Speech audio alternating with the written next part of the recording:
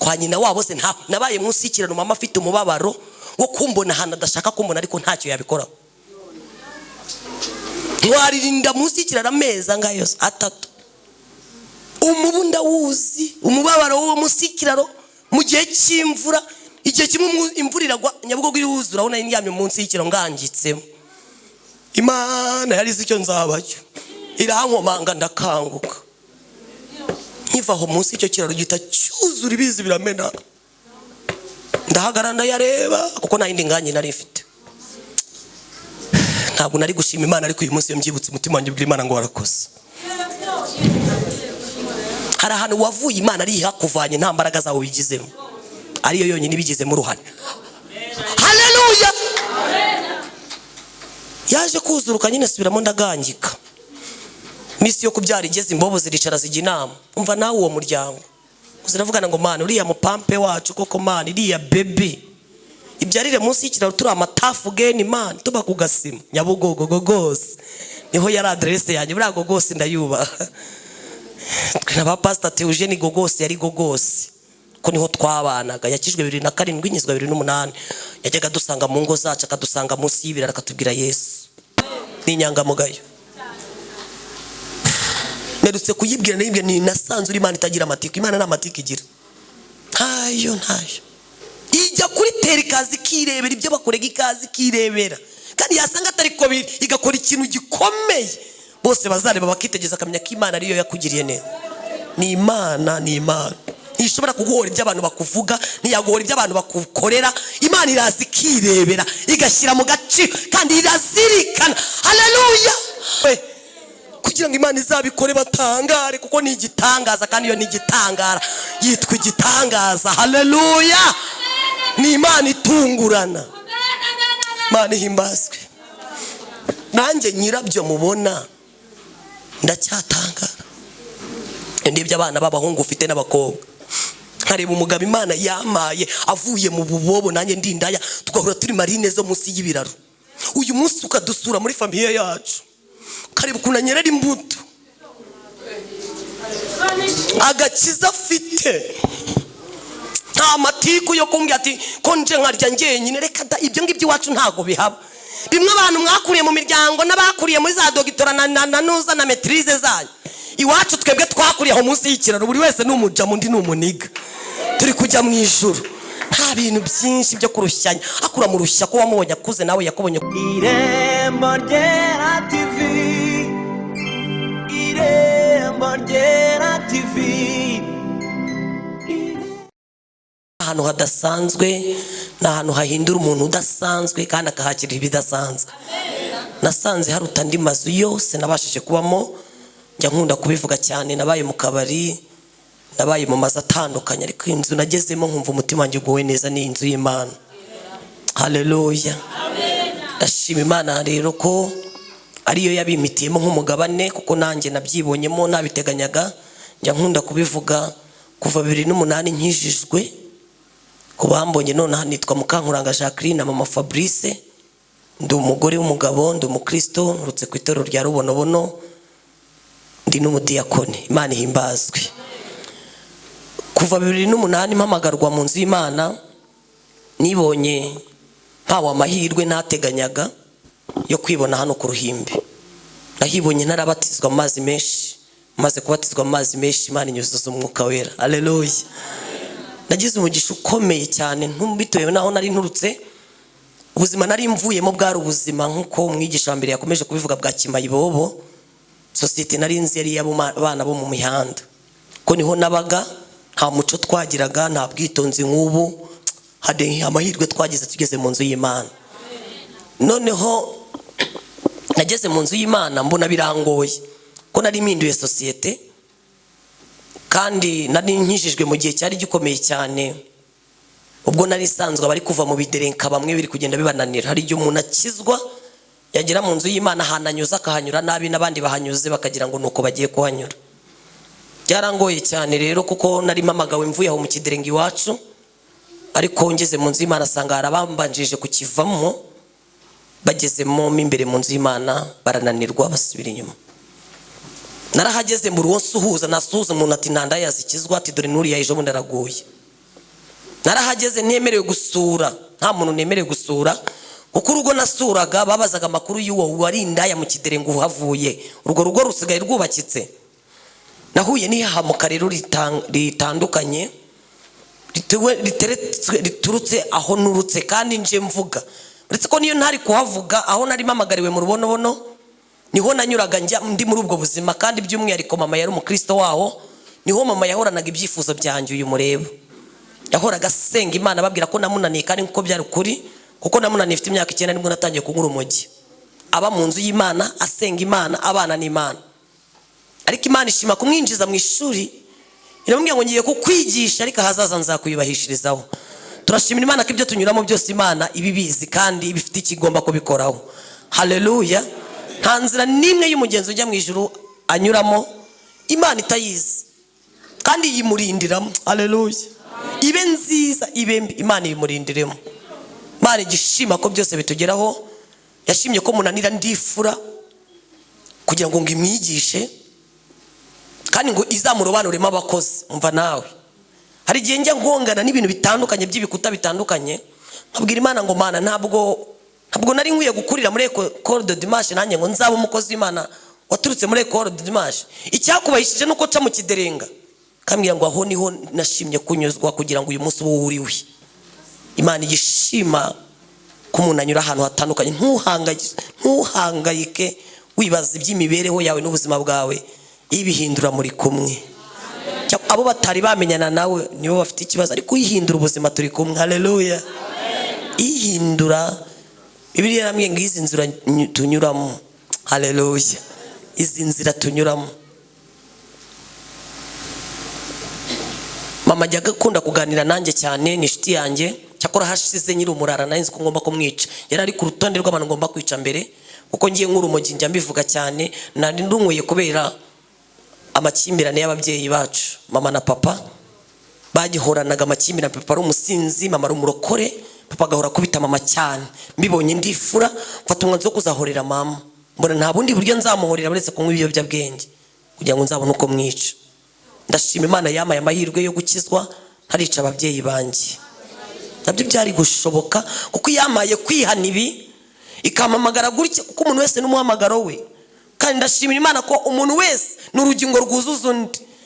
Haleluya. Ibintu bivugirwa ha byose babifite uwo bireba. Ntabwo buri wese uko Imana imuhamagaye bafite uwo ari bufashe, abafite n'uwamuzanye. Haleluya. Imana ihimbazwe.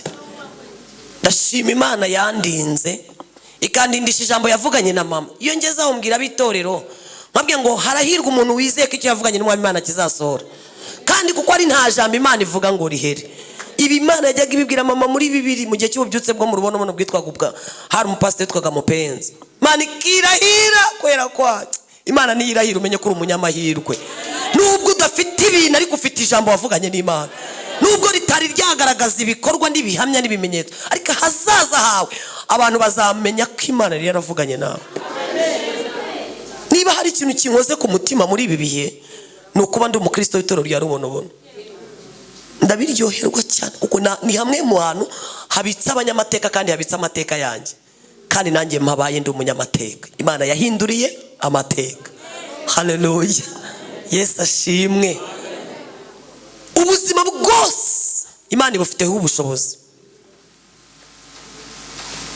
Imana yavuganye na mama iramubwira ngo mwana, mama ngo yaramaze ibihe byinshi ari gusenga asengera papa kugira ngo akizwe, ngo akabona ukuntu abagore batwazwa amasakoshi baje gusenga, ngo akabona ibyo bintu ni sawa. Agira igikomere cy'uko papa adakijijwe, ngo afata ibihe byinshi byo kujya ahora imbere y'Imana asengera papa. Ngo aramusengera ariko Imana ije. Ntuterwe ubwoba nuko Imana izanye igisubizo kidahwanye n'ibyo waje gusaba. Ikizanye nicyo gifite umumaro. Kandi Imana ikora uko ishatse. Haleluya. Byose bigahingukiramo hano maho ngaho mucyo wari ukeneye. Yesu ashimwe. Ngo ari gusenga mu bagore, ngo yakabamo mama wanjye acuruzaga gataro, twari urugo mvuka mu rugo rw'abakene cyane. Abakene. Ngeze hari imbere y'umuryango mbwira Yesu ngo ndagushimiye nshinge ku rugo navukiyemo ko nanjye nambaye imihondo. Sobanura ubukire. Haleluya. kubera ndi umudekorateri amabara yose sigaye nzi ko asobanura, narayize muri segonderi ahubwo narayigiye imbere y'Imana. Haleluya. Imana ifite ubuhanga, ifite ubwenge, ifite n'ubumenyi, byose biri muri yo. Mvugira ngo biri muri yo. Imana ishimwe. Sanze turi kuganizwa amagambo akomeye muri iki gihe. Ndumva nuzi ijambo ribwira Imana ngo Mana uzandengere, uzandinde, sinzaguhombere. Ndumva aribyo ndi gusengera,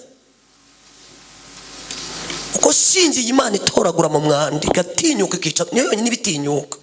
Shingiye abantu ntawe ari gutinyuka kugufata ngo icara, ariko yo kuko nta bwoba igira. Ni Imana itagira ubwoba bw'ibyo ikora, ikakuvana iyo mu kiderenga munsi y'ikiraro ikakwicazanya n'abagabo nk'abo. Ni Imana yonyine ibishoboye, nta wundi muntu wabishobora. Kakuvana ahandi wanyu ukitwa umukristo w'itorero rya Kacyiru. Dushingiye kuri ibyo ngibyo, Imana ihimbazwe.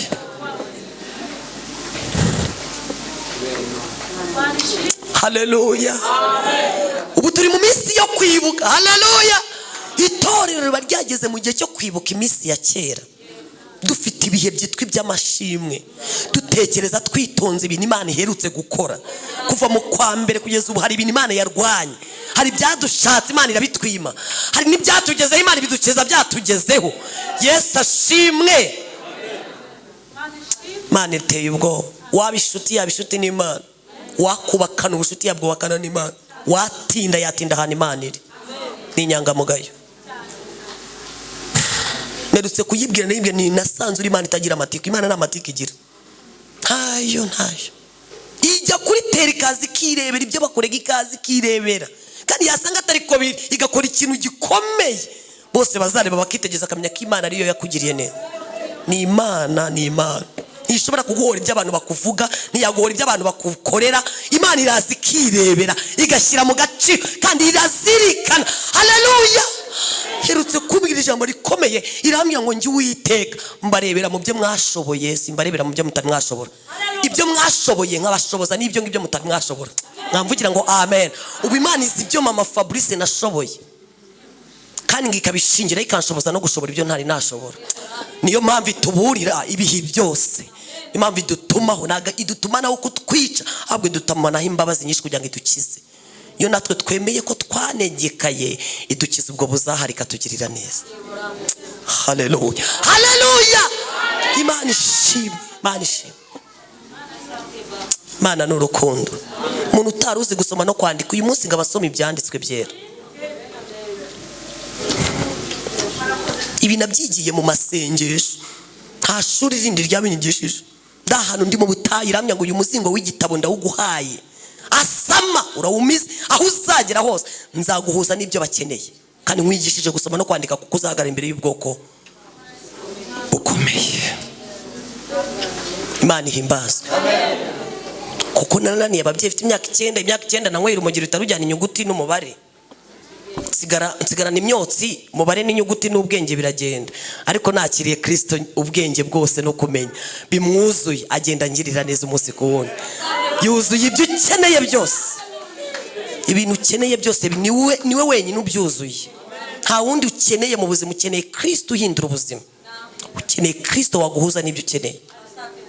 Kuko handi hose birarangiye, ariko muri Kristo biremera. Muri Kristo huzuyemo byose dukeneye. Imana ihimbazwe. Ndashima Imana yangiriye neza, yakoze ibirenze, kuko nagize umugisha ukomeye mu migishe ihatsi yindi yose yo kuvugwaho n'Imana mbere. Umuntu wavuganye na yabitse ibintu bikomeye. Ngira umugisha mama agirana imibanire myiza n'Imana. Imana ituvugaho, iramubwira ngo abana bawe, nubwo umugabo wawe ari ishuri uziga paka ushaje, ko yamubwiye umugabo wawe ni ishuri uziga, ni ishuri washatse, ni ishuri mu bana uziga, nzamuha agakiza ku munota wa nyuma ajya gupfa. Iramubwira ngo ariko abana wabyaranye nawe nzabaha umugisha, nzabahindura umugisha, kandi nabarobanuriye kuzankorera umurimo ukomeye mu gihe gikomeye. Mama aravuga ati ntacyo, nubwo ku mugabo nta gihari ariko mu bana birimo, nubwo hariya nta bihari ariko hari ahantu Imana ikubikiye ibintu. Ni wihebe, komeza ukurikirana, Imana izakugezaho ibyawe biri. ko niyo yonyine izaho biri, yagucomekaho biri.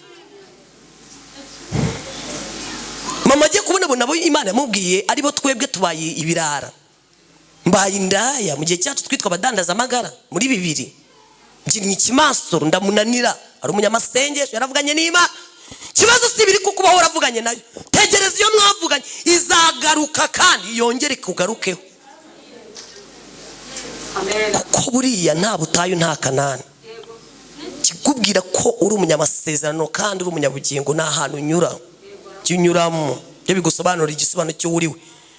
Yatangaje bikomeye Kristo avuga ngo ubwo nababajwe mbasha no kurengera ababazwa mwese. Yesu ashimwe. Ndashima Yesu wangiriye neza akandinda, kuko muri uko kunanira mama nk'ibiyobyabwenge ninjira muri ubwo buzima nabahuriyemo n'amakorosi ibintu byinshi ntari butindemo kuko ntangiye shima. Ariko kimwe cyo shima Imana n'umuhamagaro wanjye. Haleluya. Hari igihe umuntu agira umuhamagaro ukamutera ipfunwe simbizi, njya numva hari abantu babibyinekamo, nkumva ari n'umuntu utishimiye ko Imana ngo yamuhamagaye. Niba uri umukristo uba umukristo mwiza wa Kristo. Niba uri umunyeshingano mwitorero kora izo shingano uziryohewe, kuko hari n'undi wari kuzikora Imana nitazanye aba ari wowe wizana. Nubwo ufite nimwumvira ijwi ufite ryanyweye imyotsi myinshi, ubu iyo mpawe kuririmba ndaririmba abantu bagaseka bati ijwi rye ntirigira ijwi, uko sindirimba soprano sindirimba tenoro. Hari indirimbo najyaga natona mu rusengero bose bagaseka bakamwete ko se kuko iyo uririmba uzi kuririmba ni nabyo nzi, ariko Imana izi kuyungurura ko nayiririmbiye. Ni Imana itagira amatiko, ikanezerwa ko nayiririmbiye bivuye ku mutima, uko ijwi ryanjye rimeze ndayirishyira ko niko yamamagaye. Nta muntu wayinteranyaho, nta n'uwayibwira ngo avuye ahanga mu kiderenga. Ni Imana izikirebera, kareba impamvu wakoze ibyo n'ishyaka wabikoranye. Haleluya. Mu rwawe ruhande gira ishyaka ryo gukorera iby'Imana neza, kuko ni Imana ishyira mu gaciro kandi irazirikana. Haleluya. Haleluya. Imana irandinda, indindira muri ubwo buzima mvamo nta sida ndwaye. Indindira muri ubwo buzima abaganga bagaragaza ko ntazabyara nazashaka, none ndi mama w'abana 4 n'umugabo. Imana ihimbazwe. Imana ifite ikinyuranyo cy'ubuzima. Yajyaga ibwira mama ikamubwira ngo nzashyiraho ikinyuranyo. Ndibuka igihe kimwe ajya mu buhamya akambwira ko yagiye gusengera ifoto yaravanye kwa muganga narangiritse, ko nabaye mu bitaro bya CHK bashyize muri ecography basaga narangiritse kubera ubwo buzima ninjemo ndi umwana. Basaga sinemerewe kubyara, sinemerewe gushaka. Baramubwira ati ihangane ma, dore ko umwana wawe yabaye. Imana itareba ibipfuye ahubwo ifata ibipfuye ikabivana bizima. Itinyukira kumubwira, iramwe ngo uriya nzamwiyubahishirizaho, uriya azahinduka imirimo y'amaboko yanjye. Imana ihimbazwe. Imana ihimbazwe. Nta wundi uhari wo kujya Imana yubahishirizaho, ni wowe. Ni wowe nanjye. Kandi ifata ibidashoboka ikabibyazamo ibishoboka. Bireke bipfe izi no kuzura. Bireke biti ishusho, Imana ifite ishusho. Bireke birangire, Imana izabitangiza. Ni Imana ibishoboye. Haleluya. Amen. Irabyemera ndangira ikireba. Ngimubwira ijambo ryiza yambwiye ndarikunda. Yambwiye ngo ngiye Uwiteka naremye abantu baha ubuhanga n'ubwenge bwo kumenya uko bagura imodoka zabo, abandi bakakora ibyuma bisimbura za modoka zangiritse. Ngiye Uwiteka nari kumurema, hanyuma nabisimbura ibyangirika muri we. Yambwiye ngo nzamuha isimbura ngingo, azaheka kandi azaba umugore w'umugabo. Ndashimira Yesu ko nzigendana, yarazimpaye. Haleluya. Nanjye ndubatse, mfite urugo, mfite abana, abahungu 2 n'abakobwa 2. Abaganga bankurikirana ku muhima barambwiye ngo mu bintu twize mu buhanga, mu byo twigiye muri wowe byashizemo, ahubwo icyo tubona ni Imana wavuze. Ibyo abantu nibirangira Imana izazikore. Haleluya. Buryo bw'abantu muri ngiye bwararangiye bunyemerera kubyara, ariko uburyo bw'Imana yavuganye na mama burahari. Haleluya. Imana ihimbazwe. Ikora ibyo bitarondoreka, ifite ubwo buzima bubitse ahantu abantu batazi. Iyo niyo kwizerwa. Mwamvugira ngo amen. Haleluya. Hari ibintu byawe bibitse abantu batazi kandi bibikanywe nawe, kugira ngo Imana izabikore batangare, kuko ni igitangaza. Kandi iyo ni igitangara yitwa igitangaza. Haleluya. Ni Imana itungurana. Imana ihimbazwe. Nanjye nyirabyo mubona ndacyatangara ndebye abana b'abahungu ufite n'abakobwa, nkareba umugabo Imana yamaye avuye mu bubobo nanjye ndindaya, tugahura turi marine zo munsi y'ibiraro. Uyu munsi ukadusura muri famiye yacu, kareba ukuntu anyerera imbuto, agakiza afite, nta matiku yo kumbwira ati ko nje nkarya njyenyine. Reka da, ibyo ngibyo iwacu ntago bihaba. Bimwe abantu mwakuriye mu miryango n'abakuriye muri za dogitora na nuza na maîtrise zanyu, iwacu twebwe twakuriye aho munsi y'ikiraro, buri wese n'umuja mundi n'umuniga, turi kujya mu ijuru. Nta bintu byinshi byo kurushyanya, akura mu rushya ko wamubonye akuze nawe yakubonye akuze, mwabanye amahoro mukazagezanya mu ijuru. Kasanga umuntu yigagaje, oya ca bugufi kibare n'ikimana. Iji yanjye ndayikunda, nta bintu nkazamo, ni inkaza kandi nanjye simukaza, turi kujya mu ijuru. Siyanduhiriza icyaha mvanya arahayobewe, ibyo nashoboye nabyihanganira, nawe ibyo adashoboye nkwiye kubyihangana. Yego, twiyemeje kubaka umuryango w'icyitegererezo w'abantu bavuye munsi y'ikiraro. Nta burere bw'iwabo afite, nanjye ntabwo mfite, ariko dufite uburere buturutse ku Mana yaremye ijuru n'isi. Twacakiranye nabwo hano, duhura n'ayo mahirwe, none urugo turumanya imyaka 18 tutari twakora divorce. Abarerewe mu miryango abantu bakicara bakarya inkoko n'inyama n'ibiki, baratandukanye. Abandi bari kubiteganya.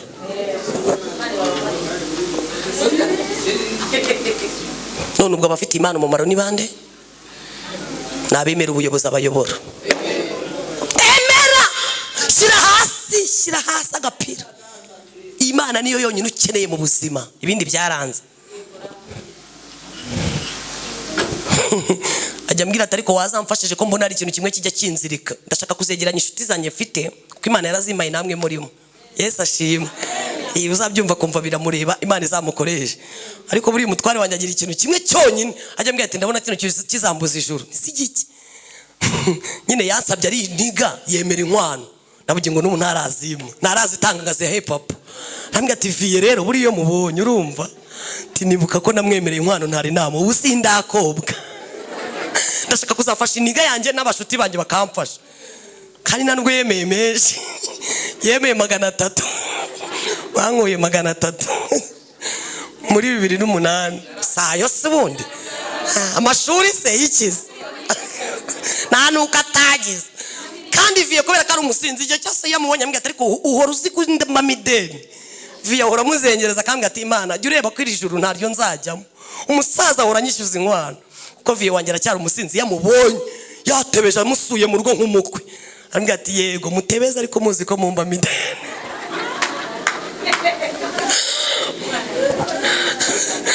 Imana izatugirira neza. Haleluya. Numva rwose hari igihe kimwe rwose tuzabitegura, Imana ikabishyiramo neza, nkafasha umutware wanjye akishyura inkwano za viye. Nyine viye akamuha amahoro igihe cyose ageze mu rugo akajya mwishira nkumira nk'umukwe. Imana ihimbazwe. Ndashimira Imana yakoze ibirenze, yangiriye neza. Ku myaka 15 ntwite, atwitana na mama mu rugo rumwe rwa papa w'umusinzi, akirukana njyewe nditariye mama nyirayo akamugumisha mu rugo. Zirutana amezi 2, mama akabyara njye mbura amezi 2. Mba munsi y'ikiraro atemere kunshyira mu rugo, atafite aho yashyira. Nta muryango mama asigaranye ku isi, niwe wenyine natwe umuryango we yabyaye na papa. Ntawe yari kufata ngo njyane kwa mubyara wese, ntabo kwa nyina wabo se nta. Nabaye munsi y'ikiraro mama afite umubabaro wo kumbona hana adashaka kumbona, ariko ntacyo yabikoraho. Waririnda munsi y'ikiraro amezi angayo 3. Umubunda wuzi umubabaro wo munsi y'ikiraro mu gihe cy'imvura. Igihe kimwe imvura iragwa Nyabugogo iruzura, urabona yamye munsi y'ikiraro ngangitsemo. Imana yari icyo nzabacyo, irankomanga ndakanguka. Nkivaho munsi y'icyo kiraro gita cyuzura ibizi biramena, ndahagarana yareba kuko nta yindi nganye nari mfite. Ntabwo nari gushima Imana, ariko uyu munsi iyo mbyibutse umutima wanjye ubwira Imana ngo warakoze. Hari ahantu wavuye Imana ari hakuvanye, nta mbaraga zawe bigizemo, ariyo yonyine ibigizemo uruhare. Haleluya. Yaje kuzuruka nyine subiramo ndagangika.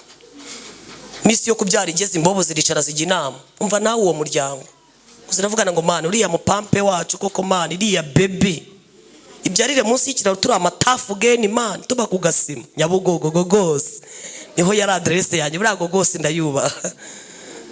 Twe na ba Pastor Theogene gogose yari gogose ko niho twabanaga. Yakijwe 2007 nyizwa 2008 yajyaga dusanga mu ngo zacu akadusanga munsi y'ibiraro akatubwira Yesu.